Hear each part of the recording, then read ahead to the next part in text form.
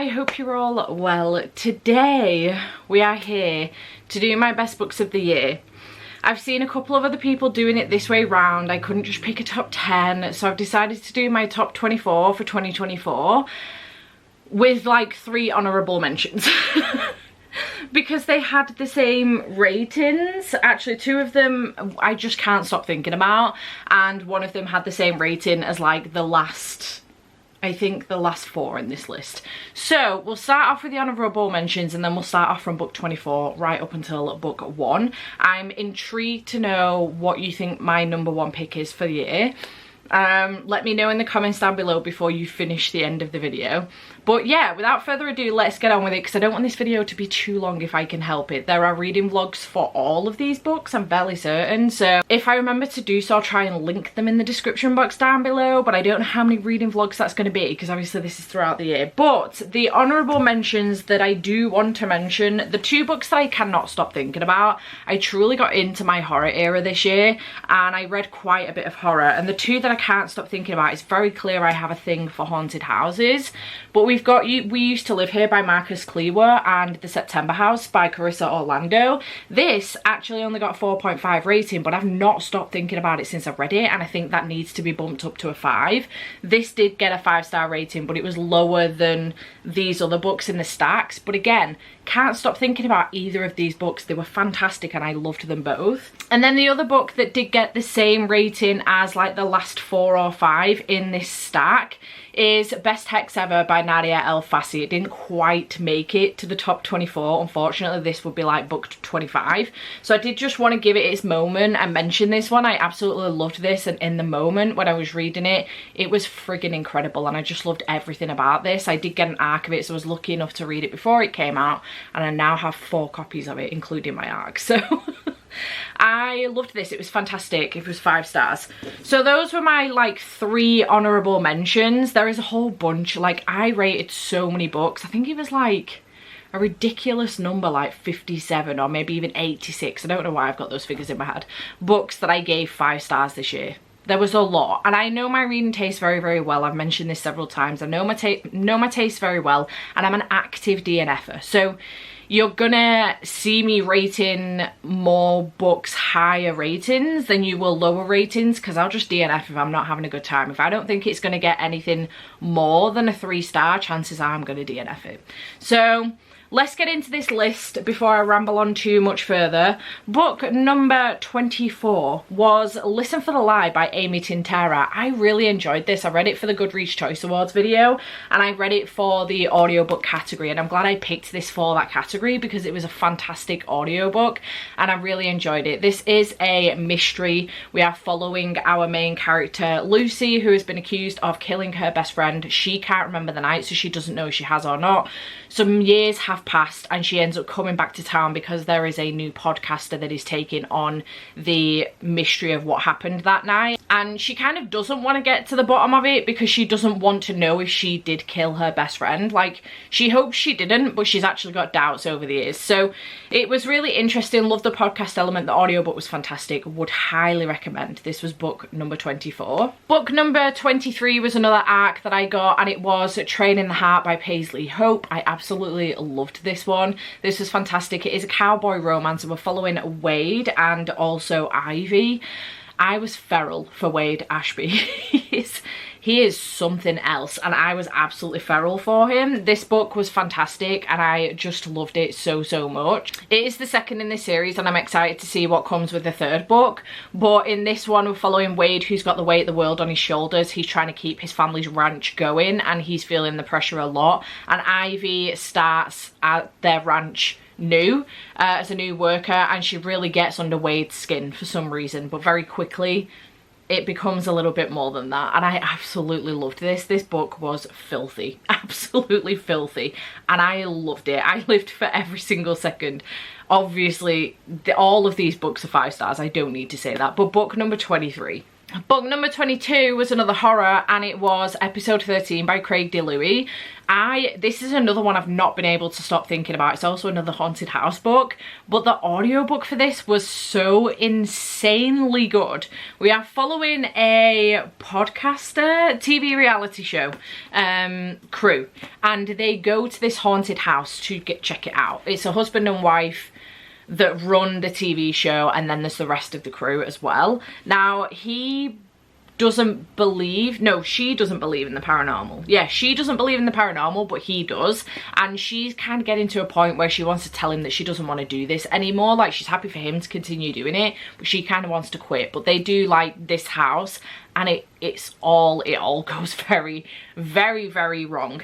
And this was terrifying. The audiobook was so good, and I cannot express this enough, how much you should listen to the audiobook with the headphones specifically, because this was like a full cast narration with sound effects, and it was insanely good. And I can't tell you, like, little things like deep breathing, or, you know, in the background, but deep breathing, and you might have missed it had you just listened to the audiobook like on your phone out loud. But because I had the headphones on, my God, I've got chills right now thinking about it, but I had chills running through my body. This was terrifying, and it was so good, and I cannot recommend it enough. I highly recommend this. I'm so excited to pick up How to Make a Horror Movie and Survive. Yes, by Craig DeLuey, which came out in 2024. So excited to pick that up, because again, I think it's going to be an incredible audio. But this was so fucking good. I cannot believe I've slept on this for so long. I can't recommend it enough. It was very good. Book number 21. Again, can't believe I napped on this for so long. But Gideon the Ninth by Tamsin Muir. Listen, don't ask me to explain this to you, because I don't know. I don't know. I don't know. We are following Gideon, who we're following Gideon. We're also following Harrow. Harrow is the 9th necromancer, and she needs a swords woman who ends up being Gideon. And then some shit goes down, and I can't tell you what happened. I don't know. And I think the thing that blew my mind with this, I read Harrow straight after it and fucking loved it. It was very, very good. But I think the thing that blew my mind with this was the fact that we're following Gideon, who is a completely unreliable narrator, because she's got no fucking clue what's going on. And therefore, we too have no fucking clue what's going on. However, the vibes of this book, this series as a whole, are fucking immaculate. Like, so immaculate. Normally, if I don't understand what's going on with the plot, I am out. I will be out so fast it would make your head spin. I would DNF. But this, I just couldn't stop. I couldn't stop reading. I couldn't put it down. I was obsessed. I went straight into Harrow. I haven't gotten to the third one yet, because I'm kind of waiting for a release date announcement for Electo, the 4th one, but because it was supposed to be a trilogy, but it ended up being more than that. So we've got Nona the 9th, which is the 3rd one, and then Electo is supposed to be coming out at some point, but it's been radio silence for a while, and I don't know if there's going to be more than that. So I kind of wanted at least a release date for Electo before I pick up Nona, but I just fucking love this. It was so good. I couldn't put it down. I just couldn't stop reading. No clue what's happened. Not a Scooby-Doo. I thought things might get cleared up in Harrow, but apparently not. But I love this. Gideon, incredible character as well. Fucking loved Gideon. She was great. Okay, book number 20. We're in our top 20 now. We have got Fall With Me by Brooke Montgomery. I loved this. This was the first Brooke Montgomery book I picked up. It's actually the 3rd book in the Sugarland Creek series. Probably heard me mentioning this a lot recently, that I read this series entirely out of order. Book 3, book 4, book 1, book 0.5, and book 2 hopefully in January. But I got an arc of this. Now, you don't have to have read the previous books to pick these up, but I personally would recommend doing so. In this one, we do follow Landon, and we also follow Ellie.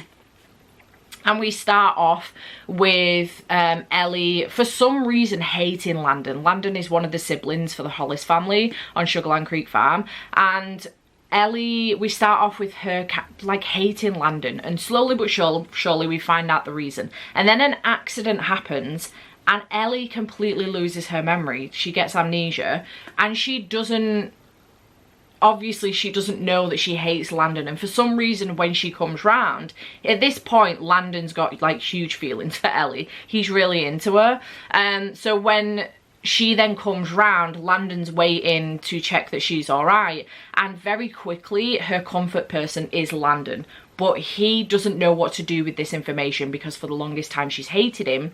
And I don't think at that point he got to the bottom of why. I can't remember, but I don't think at that point he got to the bottom of why. And he doesn't know what to do with this information. You've got to be really careful with people with amnesia because you can't necessarily tell them what things were like before, because they need to either come to that realization themselves, or they just never do, and you just have to go on with your life as this person is now. So this book was the first book that I think I've ever read the amnesia trope in, and it's very quickly become one of my favourite tropes. I absolutely love it, and I just adored this. It was such a beautiful story. I love the Hollis family. I love being at Sugarland Creek, and I'm going to be sad to say goodbye to them. Once I've read book 2, book 5 is coming out in February, but I'm going to be really sad to say goodbye to them because I've obviously read, at that point, I will have read the whole series. There is a new series coming out then by Brooke, I think later on in 2025. So I'm excited to get to that, and then she's written under Brooke Fox as well, a duology, so I want to read those. But yeah, this was fantastic. My first Brooke Montgomery, and I loved it so much. It was very, very good. And the rest of her series has also gotten 5 stars for the Sugarland Creeks, other than book 2 because I haven't read it yet. Okay, book number 19, we do have A Dangerous Collaboration by Deanna Rayborn. This is obviously entirely Katie Colson's fault. Shout out Katie Colson. This one is book, oh geez, don't ask me, I don't know the answer to this question. Book 1, 2, 3, 4 in this series. I absolutely love this series. You're going to see book 1 a little bit further up the list. We're following Veronica and Stoker in this series. I might as well tell you about the first book. There's no point telling you what happens in this book. I just really enjoyed it because I think there was a change in dynamic between Veronica and Stoker at this point. Like, you've really got to see the change in their relationship and the point at which it kind of flipped on its head and became a little bit more romantic than platonic. But in the first book, Veronica does go back to her house one afternoon. She's not like the other girls in this day and age, and she very much so loves to live the solo life, and she is very independent. She goes back to her house one afternoon after having tea somewhere, and someone has broken into her house, and then someone tries to kidnap her. Someone else ends up saving her and taking her to Stoker, and he's like, dude, you've got to look after her just for a couple of days while I sort some stuff out, and I'll be back to take her off your hands again. I've got some shit I need to tell her. So Stoker's like, absolutely fucking not. What do you mean? I do not have the time for this. And this guy's, listen, she's staying. End of discussion. He leaves, and a couple of days later they find out he's died. So they're then on this mystery mission to find out what's gone on, and we get a different mystery in each book, and I fucking love it. But the relationship between Veronica and Stoker, incredible. The banter, the tension, just everything. I'm obsessed. I love it so much. So this is book 4, and as I say, it's the point at which I think the dynamic between the relationship, where these two actually realize how they fully feel about each other, it kind of flips on its head and it starts to change in this book, and I loved it. It was so good. So yeah, book 4 in the Veronica Speedwell series for book 19. For book number 18, we actually have a manhwa, and I didn't anticipate that, and it is Unholy Blood Volume 1. I fucking loved this. It was sent to me by IZE Press on a whim, and it's vampires. And I wasn't anticipating much going into it, but it was so good. I'm so obsessed with this. Like, I've got now volumes 2, 3, and 4, so I think I might binge some of it. But I wanted to build up my collection first so that I could binge some. It's so bingeable. We're following a pure blood vampire called Hayden Park. She just wants a normal life. But 10 years ago, when an emergence of murderous vampire human hybrids transformed the world into a dangerous place, it forced her to lay low and keep her secret, essentially. And There is, I don't know, a lot of stuff that kind of went into this. I really enjoyed the plot, I really enjoyed the story, I loved the characters, and at the end we had like a shocking thing that happened, and ever since I've been wanting to know what happened and why it happened and where we go from here. Dun dun dun. And I'm just really excited to get back to this. I'm definitely going to reread this one and then binge up to volume 4, I think, and wait for the, if there's more coming out, wait for the rest of the series to come out, because I'm very excited. It was so fucking good and I just couldn't put it down. It was so good. Book number 17 was Butcher and Blackbird by Bryn Weaver. The audiobook for this was insanely good. Now, I know that some shit has gone down around the male narrator with this book, but it doesn't detract from the fact that the book was good. I really enjoyed this. It was really, really good. We're following two vigilante killers, essentially serial killers, who go around killing really bad people, and they end up meeting by accident one night on the same mark, and from that point on they agree to meet up once a year, and one of them picks a mark and they see who can kill them the quickest. A fantastic game, and out of it comes this budding romance, and I just really loved it. It was really good. This was like my first dip into dark rom-com, if you can call it that, and it appears that that seems to be a thing that's going to happen from here on out, and I am here for it. I'm not gonna lie, I'm here for it. I really enjoyed this. I was laughing my head off, but it's so dark at the same time, because obviously two serial killer vigilantes, like, what the fuck do you mean? It was gory at times, it was dark, it was a little bit gross, but it was really good and I really enjoyed it. And the audiobook was fantastic. It was the first time I'd heard duet narration, and it was done very, very well. But really enjoyed this one. Fantastic. Book number 16 is Powerless by Elsie Silver. This is book 3 in the Chestnut Springs series, and I fucking love this. I was reading this off of the back of Jasper Vale by Devney Perry. If you know, you know. You'll find out about that tomorrow in my most disappointing books of the year video. But I was following this was following off of the back of that, in which the main character's name is Jasper, just like it was in Jasper Vale, and I was so gutted because I was like, please don't let me down. Elsie, you need to not let me down here. Let's do this. So in this one we are following Jasper, who is a hockey player, and he's kind of like a brother from another mother to the Easton family, and they kind of brought him up. Like, his parents were around, but they didn't have much, and he spent way more time on the farm and with the brothers and stuff than anything else. And many moons ago, Sloane, the cousin of the Easton family, came to the farm and hung out with them all and made a really good connection with Jasper, and they've been best mates ever since. Now we open up with Sloane's wedding day, in which she ends up bailing on the day, and Jasper is the guy that gets her out of there.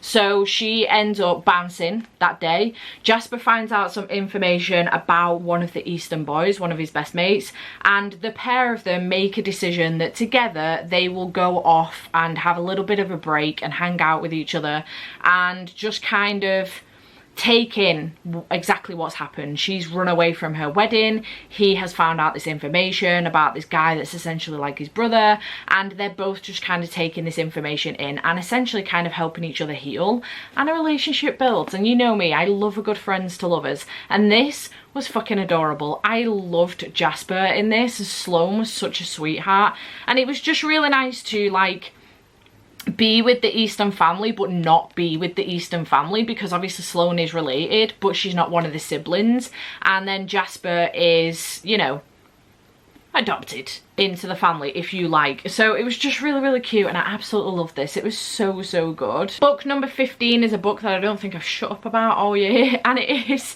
Lights Out by Kayla James. I fucking love this. I got an arc of it. It's the first book in the Grid series, and I loved this. It is an F1 romance, and we're following Ryder King, and we're also following Blake, and she ends up his new teammate on the team. So this is a new team, brand new team. Ryder has been out of racing for the last like 18 months recovering from an injury, and she is new to F1. And I just absolutely love this. It was great, first of all, to see a woman in F1 and the relationship between the two of them, the respect they had as teammates, because obviously this was like a, you know, it became friends to lovers. They were strangers to start off with. They became really good friends as teammates and stuff.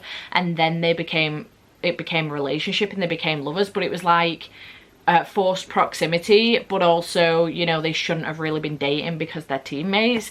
And I just loved everything about this. The rawness of Ryder and the lingering medical issues that he's got from his accident, and the way that she takes care of him, and the way, you know, that they take care of each other in their moments of needs, and the way that they just love each other and just completely take care of each other. I was obsessed with this book. The writing style was fantastic and I just loved it. I completely fell in love with Kayla James and her books. I'm obsessed. I loved it. It was so good. Book number 14, we do have another indie author, and it is Paisley Hope with Wolf. I was not anticipating this. We've already mentioned Paisley with Training the Heart, which is not indie published, that's traditionally published, but this one is still indie, and I wasn't anticipating this at all. I read Holding the Reins, then I read this, and then I read Training the Heart. They all got 5 stars, by the way.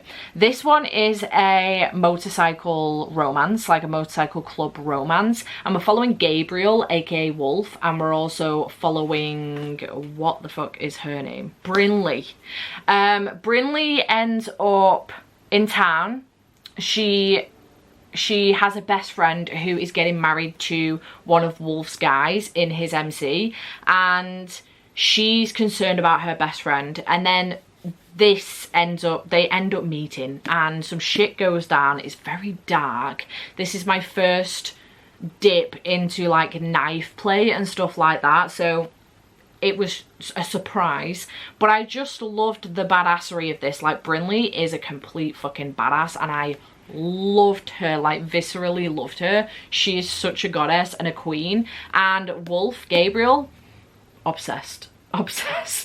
Really, really obsessed. This was fantastic. I want to listen to the audiobook since one has been done, and I would really love to try the audiobook. I'm very intrigued to see how the audiobook went, but I'd love to reread this. This was fucking insane. It was so good. Entirely not on my radar, and I'm so glad I picked it up. It was fantastic. Okay, book number 11, we do have All Roads Lead Here. We are following Aurora and Rhodes in this one, and Aurora ends up kind of running away from her life. She's rented this kind of, it's like an upstairs renovation thing in a garage, and she's rented it, and when she turns up, it turns out that Mr. Rhodes does not know that she's coming, and his son has set it all up. The sneaky little devil. So he allows her to stay temporarily while she finds somewhere else to live, gets a job, etc. in town, and all of this lot. And slowly but surely, very slowly but surely, a relationship builds, and it's really, really cute. Obviously, it's a single dad romance, and I just love this. I thought it was fantastic. It's my first Mariana Zapata, and it will not be my last. It's clear why she's the queen of slow burn. This was incredible, and I absolutely loved it. And I'm so glad that I managed to get my hands on the Fairloot editions of these, because I'm buzzing. I'm so excited. And I managed to get the From Luke Off With Love one second hand as well off Vinted, so that's exciting. So I have that to match too. So yeah, absolutely love this. Very excited to read more from Mariana Zapata in 2025. Okay, next we do have The Third Gilmore Girl by Kelly Bishop. I absolutely love this. It was my only non-fiction of the whole year, and it's made it into this list, and I'm not surprised, honestly, because it was fantastic. I read it for the Goodreads Choice Awards video, and I'm so glad I picked it up. I love Gilmore Girls, so Emily Gilmore was that character that I just loved to hate.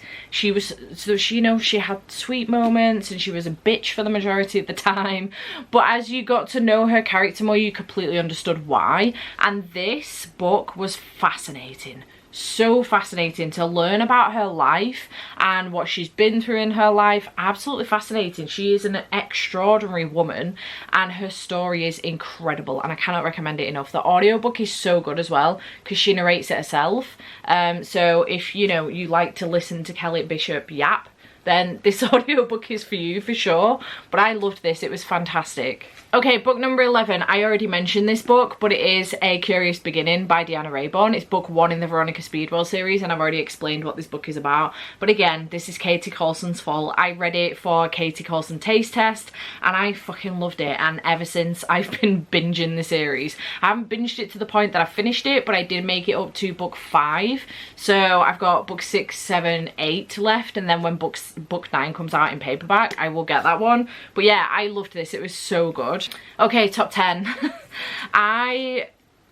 This is for the most part romance with like 1 or 2 different books. But my top 10 book, my number 10 spot was taken up by a horror.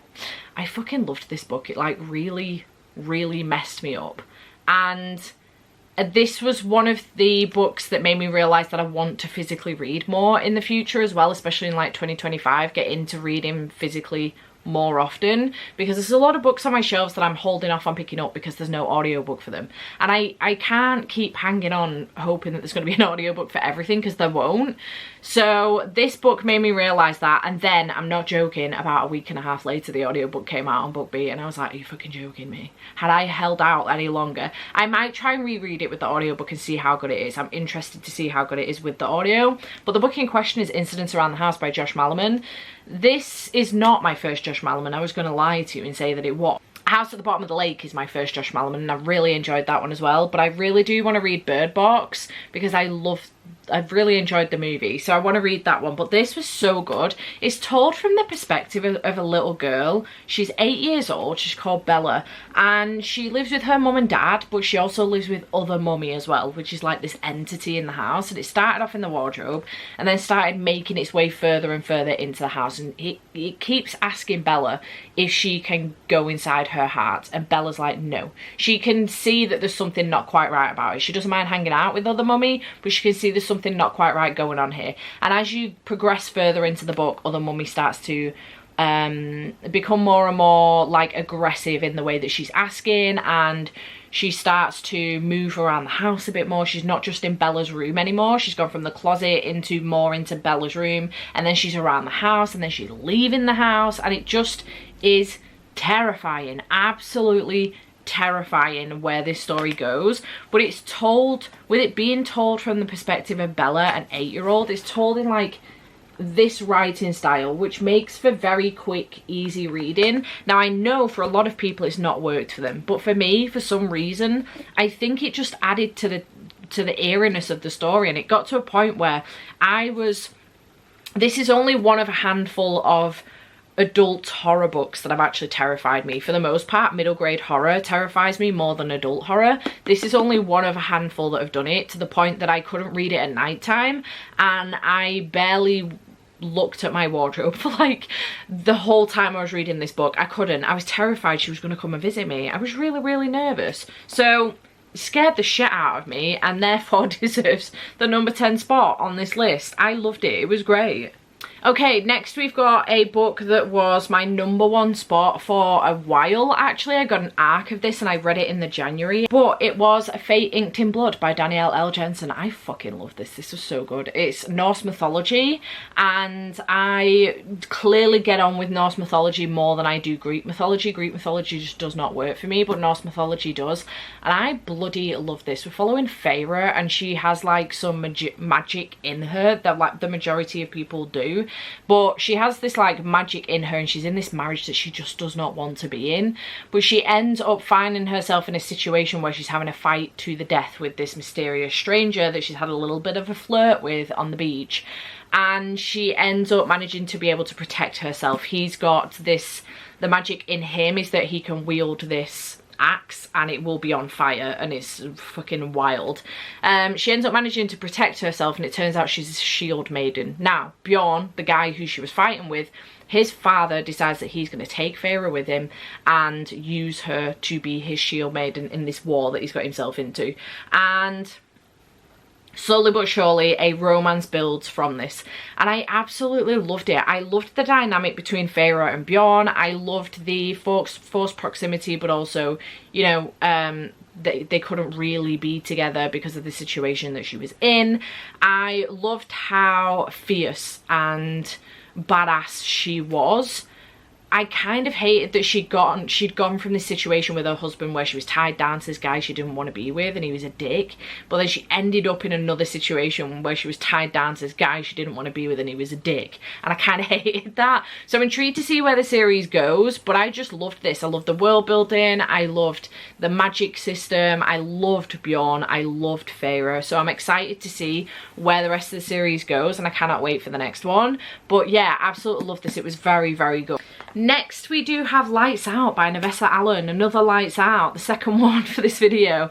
This one is by Nevessa Allen and it's a recent read for me, like right at the end of December, and I fucking loved this. This was fantastic. It's a stalker romance, which you will probably be like, what do you mean you enjoyed it? Stalking is your trigger. Yes, it is. But this is another one of those dark rom-coms, a bit like Butcher and Blackbird, where yes, he's stalking her, but she's kind of done a little bit of stalking back, and it's kind of almost consent stalking. I don't know how to explain it. We've got our main character, Ali, who has this obsession. She's ended up with this obsession with masked men on TikTok. I get it, but it's gone further than just being, you know, doom scrolling and constantly being on there. It's gone further than that. She's got her favourite one. She'll save some of his videos. She's always commenting on some of her videos like, oh my god, if I came home and found him on my bed, blah blah blah, and all of this shit. She's leaving comments like that. Anyway, as it turns out, Josh, our masked man, has been stalking her for a little bit. He's been really interested in Ali since she was dating, well not dating, but kind of sleeping with his flatmate, and he came across her one day. And they're not really speaking to each other anymore necessarily, but he's been obsessed with her since that day, kind of keeping an eye on her, kind of stalking a little bit. And then one day he notices that she's been saving, liking, watching repeatedly and commenting on his videos, and he filters out all her comments and he's like, bitch, bet. So he breaks into her house one day, leaves his mask on the bed, and then starts contacting her. And yeah, for a while they build up this relationship where he's still masked. He doesn't want to reveal himself just yet, and there is like a darker undertone as to why he does this, which is interesting to explore. And then the story kind of goes darker from that point on as well. But I just really enjoyed it. I thought it was very, very good. She does end up with a secondary stalker as well that Josh wants to take out, so it was really good and I really enjoyed it. I had a very good time. The audiobook was incredible. The duet narration on it, so good. Really brought the story to life and really brought the comedic value to it as well. Josh was hilarious, and Ali's attitude, she was such a fucking badass. I loved her. So very excited for the next book in that series, and I had a great time. Next we do have A Quicksilver by Callie Hart. This was incredible. I loved this book. I love it when people are right about the hype of a book. I love it. It's my worst thing when people are wrong at hyping up a book, but this deserves all the hype. It was so fucking good. We're following Saris, and she lives in a ward, a very, very poor ward essentially, where they get like rationed on food and water, especially water. And the queen of this ward, she's a complete fucking bitch. So she gets caught stealing like this piece of metal from one of the queen's guards, and then her brother ends up with it in his possession, and he kind of runs away, and he's got a gambling problem.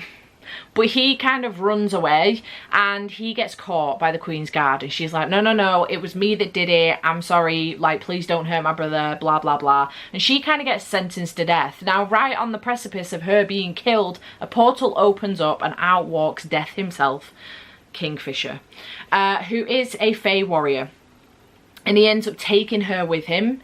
And she just ends up finding out about Faye. She thought it was all fake. She didn't realise this was a real thing. She thought it was all, you know, fairy tales and stuff. And it's really cool to experience the world from her POV, because she's learning about it. She's heard of it, but she's learning about it the same time we are. And it's really cool to kind of get that with her. And I just loved, she's again another badass. Like, we've had some sick, kick-ass, badass women this year, and she is another one. Saris is another one, and I just thought she was fantastic. And her banter with Kingfisher, he is such a grumpy sod, like super grumpy sod. But I just love the relationship that was built. I love the found family that was built in this as well. We get really good found family, and I love the world building. It was so fucking good, and I cannot stop thinking about the end of this book. Like, I am on the edge of my seat needing the second book immediately. I'll definitely be reading this before the second book comes out. I think it comes out towards the end of 2025, but I'll definitely be rereading this before the second one comes out. I'm so excited. It was so fucking good. Definitely worth the hype. Next, we do have a release that isn't even out yet, actually, and it is First Time Caller by BK Borison. I was lucky enough to get an ARC, and I wanted to get onto it straight away, and this was incredible. Absolutely incredible. I just loved it. We're following Lucy and we're following Aiden, and Aiden is a guy that runs a bit of a like dating advice thing on the radio show that he works on, and a bit of a talk show, a bit of a podcast if you like, called Heartstrings. But he doesn't really believe in love. He's fell out of love with the idea of love for reasons, and it's tanking the show essentially, and they could really do with some help. Anyway, one night he gets a call from this young girl called Maya, who's talking about her mum Lucy and saying that I just don't think my mum's happy since her and my dad broke up. She just seems to be very lonely and I'm really worried about her. And Lucy ends up catching her on this call and having a conversation with Aiden, and the whole conversation ends up going viral within the space of like a few hours. It ends up going completely viral, doing incredible things for the show, and his producer then says, listen, we've got to get Lucy on here and we've got to, you know, maybe help her with finding dates and stuff. So they end up managing to get Lucy on board, and the first interaction on the phone, loved it. The first interaction face to face when he didn't even know who she was, incredible. I just loved everything about this. The banter back and forth. Aiden's such a grumpy sod again, like Kingfisher. He's so grumpy, but the way that you see his personality not change but like grow throughout the book, and just everything about this, it just really hit hard, I think, and I think it's going to hit home for a lot of people. And I think the thing that I loved the most about this was that you can have expectations of how you see your life or how you see your relationship going or something. You can have what you think is the perfect situation and have expectations. There is nothing wrong with adjusting those expectations when you realize what is closer to reality. So, you know, you might have this perfect magical idea of what romance should be like for you, what love should feel like for you. It feels like magic, and it's explained in the book very, very well. But it's incredible to see Lucy's growth and progression throughout the book, to realize, you know, sometimes that's not realistic and this is more realistic, and adjusting your expectations for that, not necessarily adjusting them for a person but for yourself, because this is no longer realistic but this is. And it's just such a beautiful story. The writing is incredible. I loved all of the characters, even the side characters, Grayson and Mateo. Grayson is Maya's dad, Mateo is Grayson's husband, Patty is, you know, Lucy's best friend, and then we've got the people that work at the studio as well. We've got Jameson, who does the weather, who I think is the guy that we're following in the next book, and a few other people as well in the background whose names I can't fully remember. The fact that I've remembered that many is incredible. But I just loved this. It was fantastic and I cannot recommend it enough. Please, please, please pick it up when it comes out. Really hoping that the audiobook's done as a duet. This is another one that I want to reread when it comes out, so that I can highlight and tab the shit out of the book and annotate it, but also listen to the audiobook and see if it's any good. So fingers crossed. But yeah, I'm excited to read that one, reread it again, because it was so good. All right, we're in the top 5, guys. We're in the top 5. Number 5 is Jumpstart by Kayla James. This is the second one in the Grid series. You've already seen Lights Out with the first book. This one is following Jace and Kinsley, and this is a second chance romance. I just about died with this book, honestly. First of all, it's so thick. I had an arc of it, so I didn't realise just how big it was, but it's so thick. And the reason being is that, you know, with a second chance romance, usually what you get is like the first chapter or two where you get a look-see into how their relationship used to be, how it broke down, and then you get into the second chance portion of the book. This one, so different. There is like 130 pages of the first time they fall in love, of the meeting, of them falling in love, of us experiencing that, and then of the pain of why it ended. And then we jump 8 years in, like, to present day, and you get to the second chance portion. Is so fucking good. Both of them are single parents. He's an F1 driver and she's a photographer. And the reason why, you know, when I mentioned about that micro trope that I really got into this year with Fall With Me by Brooke Montgomery, and I want to say it specifically because I don't want to spoil it for anyone, because it's not mentioned at all in the synopsis, so I don't want to mention it. It's not been mentioned at all in any of the, you know, advertisements for the book, the promotion or anything, so I don't want to specifically mention it. But if you remember what I said about Fall With Me and the micro trope that I'm obsessed with in that book, it was so fucking good. I'm obsessed with this. It was so good, and I'm already ready and hyped for the next book in this series. Kayla does such a good job of having the next couple in the background building up, to the point that by the time you get to the end of this, you're like, I fucking love this book, but I'm so ready for the next one. Let's go, let's go. I sobbed my heart out with this. It was so fucking good. All right, book number 4 is And Every Morning the Way Home Gets Longer and Longer by Frederick Bateman. Again, Katie Colson's fault. It was in her taste test video. This, I sobbed. I think I sobbed from pretty much beginning to end. Not quite beginning, but for the majority of this book, I sobbed. We're following a grandfather who has dementia, and he's sat having a conversation with his grandson Noah, and he's going through, you know, little stories and stuff. We get the POV of Noah, we get the POV of the grandfather who is having a conversation with his wife who passed away many years ago. So he's having a conversation with her, she's kind of speaking to him about what he should be telling Noah. We're having POVs from his son, Noah's dad, as well, and it was a beautiful but heartbreaking tale of dementia and how it can affect not only the person with dementia, but the people immediately surrounding that person who care for them and, you know, love them dearly and hate to see them in this situation. And it was insanely beautiful and insanely heartbreaking, but it was just such an incredible book, and I would be doing a disservice really for it not to be on this list. But it was so fucking good. It broke me down into tears. I was absolutely devastated and heartbroken, but my heart was warm at the same time because of the way it's told. It was so fucking good. I loved it. Book number 3 is The Night Shift by Annie Crown. It's not even The Night Shift, it's just Night Shift.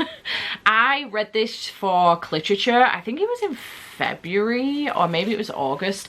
I fucking loved it. Look at the tabs in this thing. Like, it was so good. This is a new adult romance, and this was insanely good. The communication between these two and the no third act breakup, like I fucking loved it. We're following a bookworm and a basketball player. She works in the library, and one night he comes in, he's looking for some study material, and somehow very quickly, some people will say that this is insta love. I didn't think that. I felt a connection straight away, but somehow very quickly she ends up pinned against a bookshelf with him against her, and I was like, sir, this is like every bookworm's dream. What do you mean? From that point on, I was completely in love with this book, but it was so good. I loved the relationship between these two, the conversations they were having, very adult conversations as well. All right, book number 2, we have, drumroll please, Business Casual by BK Borison. She's got 2 on here, and both of them are in the top 10. Incredible. This, I'm obsessed. It was my favourite one in the series, in the Love Like Farm series. It was so good. This is the autumn one, and we are following Charlie, and we're also following Nova. And she's a tattoo artist, and she's trying to expand her tattoo business, and she doesn't want any distractions. She just wants to focus on work. But Charlie ends up becoming a distraction very quickly. The town meddles, as small towns do, and they have done in the previous books. The town meddles, and I just fucking adored this. It was so so insanely good for a number of reasons. First of all, BK Borison's writing style. Second of all, the characters. The characters, I just loved them. I loved them. Thirdly, the relationship, not only that we had in like the romance between Charlie and Nova, but the relationship that these two both had with their siblings. The sibling relationships in these books, I fucking adore them. They are so sweet. They remind me of me and my brother massively, and it's actually one of those like little micro tropes in the background that I actually sometimes love more than the relationship. If you can give me a really good sibling relationship in a romance, I'm living my best life, which I got in this twice over. I'm fairly certain both of them had siblings, and they had really good relationships as well. So loved that. And also there was a lot of rep in here as well, like mental health rep. So Charlie's got ADHD. He also suffers with migraines and anxiety. This man is me and I am he, and I felt incredibly seen in this book. The way that he talks about his ADHD, the way that she listens and takes on board and then implements to help him was incredible. I was sobbing for a good portion of this book. The way that Charlie has over the years struggled with his ADHD diagnosis and struggled with those closest to him, being able to maybe adapt to certain situations to help him out, and not being able to do that, and maybe judging him and not believing that ADHD is a real thing and how it can affect him. I felt it in my bones, to my core. I felt it, every single thing. And then Nova comes in and she just very quickly, she just adapts all the time, repeatedly learning, repeatedly adapting, repeatedly implementing, and repeatedly making him feel seen. And I just fucking died for these two, honestly. I loved them. They were incredible, and I loved this book. It was so good. I want to read more ADHD rep books. I've said this in my goals video, but I really do, and I loved this. It was so good. And then last but by no means least, I've ended up putting these two books together because they're, you know, they literally follow on from each other and they're in the same series, but for the most part it's book one. But I couldn't really mention book one without book two. Have you put your guesses in? Are you going to be correct when I tell you that it's Binding and Keeping 13 by Chloe Walsh? Listen, I would never in a month of Sundays put this on my bingo card for 2024. Not a cat in hell's chance would I. The only reason I picked this up, I bought it. I only bought the first one, and the only reason I was picking it up was because I was desperate to know why a romance book, contemporary romance, and a well, new adult one at that, needed to be almost 800 pages. For what fucking reason? It's the only reason I was picking it up. Only reason. I didn't necessarily know what it was about going in. I didn't necessarily care to know what it was about going in. I just wanted to know what was the need. That's all I needed. And within halfway through, I think I might have only been 25% in, to be perfectly honest. I ended up buying this because I was like, I know what's going to happen here. I'm going to finish this and I'm going to need this straight away. And I did. Lo and behold, I did. I read these two back to back in the space of like maybe a week, and I could have read like 200, 300 more pages of each of these books. Let me tell you. My best friend Laura's also picked this up and has been obsessed the same way that I have. In this, we are following Johnny Kavanagh and Shannon, like the river, Shannon Lynch. And Shannon comes from quite a large family. She's got quite a few siblings. She's got 2 older brothers, and I think she's got 2 younger brothers, if I remember correctly. She's the only girl, and her family dynamic is not secure. In fact, it's very unsecure. It is check your trigger warnings essentially for domestic violence and neglect and violence against minors and things like that. Just be careful going into this, but I wasn't anticipating it and it broke my heart, I'm not gonna lie. So we've got Shannon with that situation. Johnny Kavanagh is an only child. He's got his parents. They have a lot of money. Now Shannon's being horrifically bullied at school. She goes to just like a normal a normal school, public school, and she's being horrifically bullied, like really badly bullied, violently bullied at school.